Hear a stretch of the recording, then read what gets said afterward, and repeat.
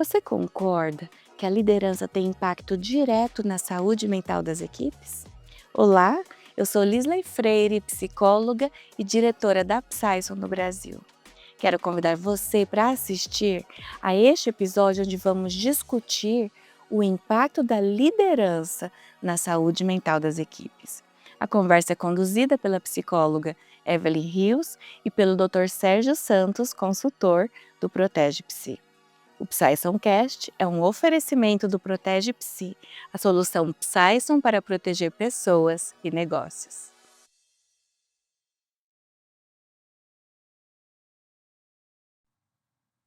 Chegamos ao terceiro episódio do PsySonCast, conectando você a um cuidado que transforma. Nesse janeiro branco, estamos trabalhando a saúde mental no trabalho. Já tivemos 2 lindos episódios, o mundo do trabalho, os riscos psicossociais, e estamos aqui para mais um episódio sobre um tema muito importante, que é liderança. E para trabalhar esse tema, teremos o Dr. Sérgio Santos, que ele é médico e é o consultor técnico do produto Protege Psi aqui na Psyson. Seja bem-vindo mais uma vez, meu amigo. Muito obrigado, Evelyn. É um privilégio estar mais uma vez aqui. E você que está conosco, continue conosco. A gente vai ter um tema muito palpitante para conversar no dia de hoje. Qual o papel do gestor na saúde mental do time, né? Qual o papel que ele tem e como ele interfere nos riscos psicossociais? Mais uma vez, uma excelente pergunta, Evelyn. Penso eu que o papel fundamental para o gestor, em qualquer nível hierárquico, é reconhecer que ele, enquanto gestor, está subordinado à avaliação da ergonomia organizacional. Então, o gestor é responsável por organizar processos, por organizar turnos de trabalho, por organizar ritmo de trabalho, por dar a cultura de segurança, por garantir uma segurança psicológica para a equipe e para o seu time. A gente aqui compreende, Evelyn, que ser líder, ser gestor, ser empresário não é uma coisa simples.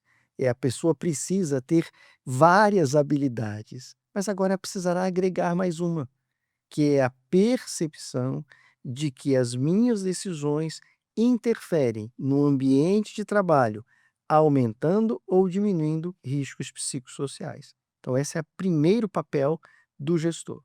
E a partir daí, fazer as aferições necessárias e seguir o fluxo que ele precisará para garantir a criação de ambientes de trabalho saudáveis.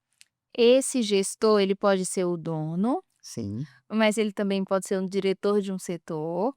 Ele pode ser a pessoa da gestão de pessoas da empresa e também pode ser um chefe imediato. Então, nós não estamos falando aqui apenas do CEO da empresa, verdade. mas nessas áreas que requerem a habilidade e a competência da liderança, Perfeito. né? Todo o nível hierárquico da empresa. E por incrível que possa parecer, quando a gente aplica ferramentas de avaliação, a gente às vezes identifica que o chefe imediato é um problema, ou significa um risco naquele ambiente. Hum. Então, se aquela pessoa sobre a qual recai um papel de liderança não tiver essa consciência, não vai conseguir produzir o que precisa para ter um ambiente saudável. Então, a primeira característica é reconhecer que eu, como líder, eu, como gestor, eu, como profissional de gestão de pessoas, eu, como empresário, é preciso adequar o meu comportamento para produzir e promover um ambiente saudável. Esse é um tema sensível. Verdade. Na minha experiência com algumas instituições, eu percebi que há uma relutância, muitas vezes, em querer ouvir ou perceber o risco. Deixa ele lá quietinho, não vamos mexer nisso, vamos fazer de conta que tá tudo bem. Não, isso é algo simples, pontual, vai passar, mas não querer olhar para aquilo, por entender que vai expor a liderança, ou que vai mostrar uma fragilidade que o líder tem e ele está se resguardando, então ele não quer ver. E eu percebi que não é difícil de ver esse comportamento em algumas instituições no papel da liderança. Muito relevante essa sua observação, em que pese ela poder até ter alguma justificativa, ela não poderá mais ser aceitável nesse novo mundo do trabalho. Particularmente porque aqueles que aferem esses dados passam a considerar o que nós chamamos nexo técnico epidemiológico. Os dados que serão gerados pelas avaliações de risco psicossociais obrigatórias para a norma regulamentadora número 1 vão permitir às empresas como Previdência Social, Secretaria de Inspeção do Trabalho, fazer a correlação que nós chamamos de nexo técnico epidemiológico. Até há pouco tempo isso não era visível, mas agora a própria lista do nexo técnico também está sendo revisada pelo Ministério da Previdência Social. E aí nessa revisão, somando-se as listas A e B de doenças relacionadas ao trabalho, com essa lista C, que é a lista do nexo técnico epidemiológico, ficará claro que o adoecimento está relacionado ao ambiente do trabalho. E aquilo que recai hoje sobre assistência, né, seja no SUS, seja no setor privado, passará a recair sobre o empregador, sobre a empresa. Então é muito importante que a empresa tenha essa consciência.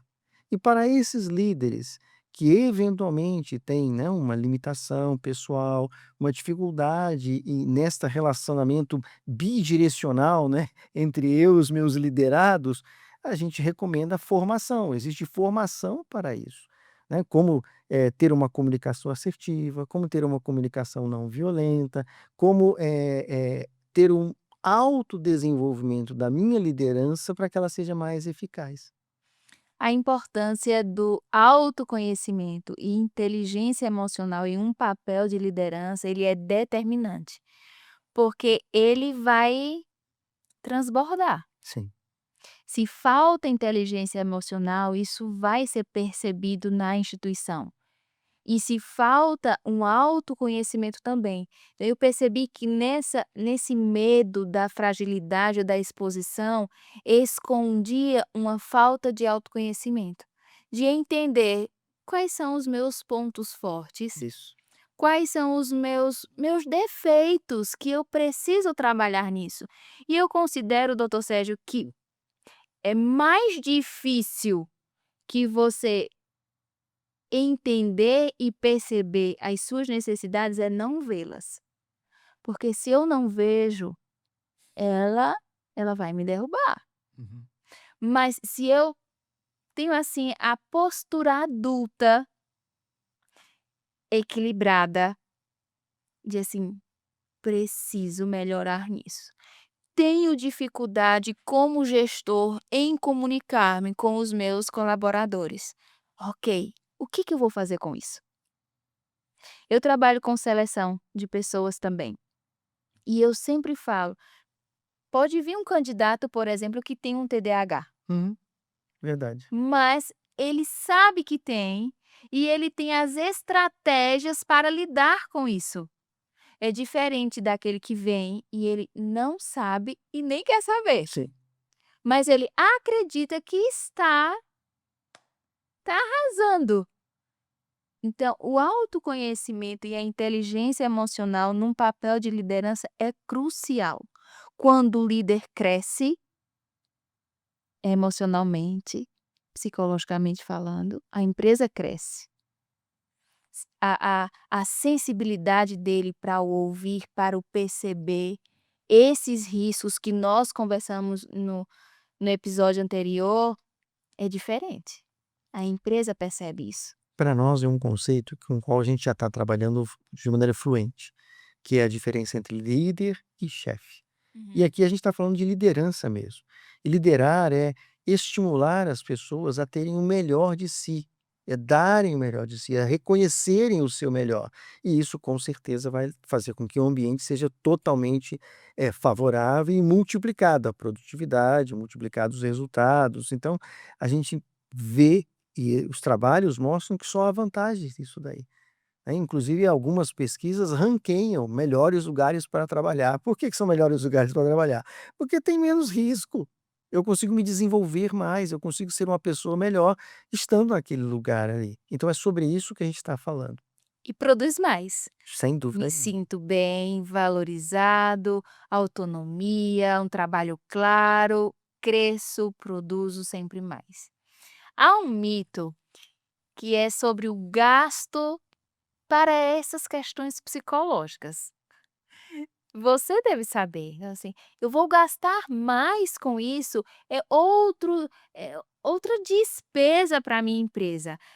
Tem que cuidar agora de tudo desse funcionário? Não, espera aí, eu já tenho que cuidar do maquinário dele, e tem uniforme, e tem os vales alimentação e transporte, e tantos outros benefícios e direitos do trabalhador. Agora eu, como empregador, vou também ser responsável e vou investir da minha empresa no cuidado psicológico do funcionário, não está demais?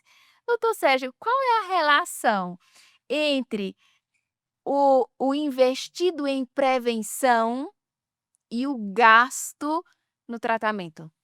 Então, olha, é muito importante compreender que a obrigação da norma regulamentadora número 1 vai mapear os riscos naquele ambiente. Bom, identificados os riscos, eu tenho que ter um plano de ação. Obviamente, esse plano de ação vai cuidar dos riscos do ambiente. Entretanto, essa foto que eu fiz agora desse risco está afetando essas pessoas há quanto tempo? Ele está presente ali naquele momento, mas ele já vem de algum tempo? Então, segundo, qual o resultado deste risco na vida das pessoas? Se a sua produtividade está reduzida, se a sua resposta, nós falamos no episódio anterior sobre aquelas vias hormonais, elas estão alteradas, como é que você, enquanto pessoa, vai manejar isso? Bom, tem 2 caminhos. Eu posso identificar isto, mas a NR1 não permite que eu, enquanto trabalhador, identifique, eu vou identificar de outras formas. Ou eu posso permitir que todos aqueles que estão naquele ambiente tenham acesso a um plano, a um programa, a uma estratégia de mitigar efeitos daquele risco. E aí essa é uma estratégia preventiva, porque eu posso dar acesso, por exemplo, aos meus trabalhadores, e aí nós não estamos falando só de terapia. Posso dar terapia, a melhor governança, a escalas melhores, isso está todo no mesmo escopo. E esse investimento traz produtividade, e esse investimento reduz o meu fator acidentário, diminuindo a quantidade de impostos que eu pago. A norma regulamentadora número 1 vai certificar as empresas. Ainda não está claro, né, o governo não deixou claro aqui no Brasil, se esse certificado vai ensejar também algum benefício financeiro para a empresa, como desconto de impostos, não está claro isso ainda na regulamentação da norma, mas se isso acontecer, é mais um retorno para dentro da empresa. E, olhando o outro lado, se eu começo a ter adoecimento, nós citamos aí os milhares centenas de milhares de pessoas afastadas por ano por adoecimento mental. Qual o custo que o empregador terá para substituir aquele posto de trabalho? Será que é uma mão de obra especializada que exigiria tratamento ou treinamento? Será que, eh, ao retornar aquela pessoa, eu vou abrir mão daquele que eu contratei como substituto? Então, muitas vezes, o custo desse adoecimento e de retirar essa pessoa daquele ambiente de trabalho, principalmente ambientes organizados e com mão de obra especializada, pode varrer todo o gasto que eu tive com prevenção. Então é importante entender isso e aí perceber que, ao invés de colocar isso na minha coluna de gastos, eu vou colocar na minha coluna de investimento e vou aferir o retorno. E certamente o retorno, quando tem um ambiente saudável, vai ser de melhor produtividade, de mais equilíbrio físico, de mais felicidade no trabalho, que é uma coisa que nós não estamos falando aqui, mas nos eixos que a gente afere, né, com os questionários, tem lá a felicidade. Então, é compreendendo que eu estou investindo e não gastando, que eu vou melhorar os meus resultados enquanto empregador. Eu acho que isso é fundamental para colocar uma perspectiva para quem pensa em incluir, né, o acesso a bem-estar e terapia psicológica e comportamental para os seus trabalhadores como um investimento relacionado aos planos que ele terá para mitigar eventuais riscos no ambiente de trabalho. Então é um mito. Certamente É um mito, não é um gasto, é um investimento. O senhor comentava que a cada dólar Uhum. gasto e investido Sim. em prevenção, quanto seria em O retorno tratamento? pode chegar a 42 de produtividade, mas muitas vezes eu tenho uma multiplicação por milhares de vezes.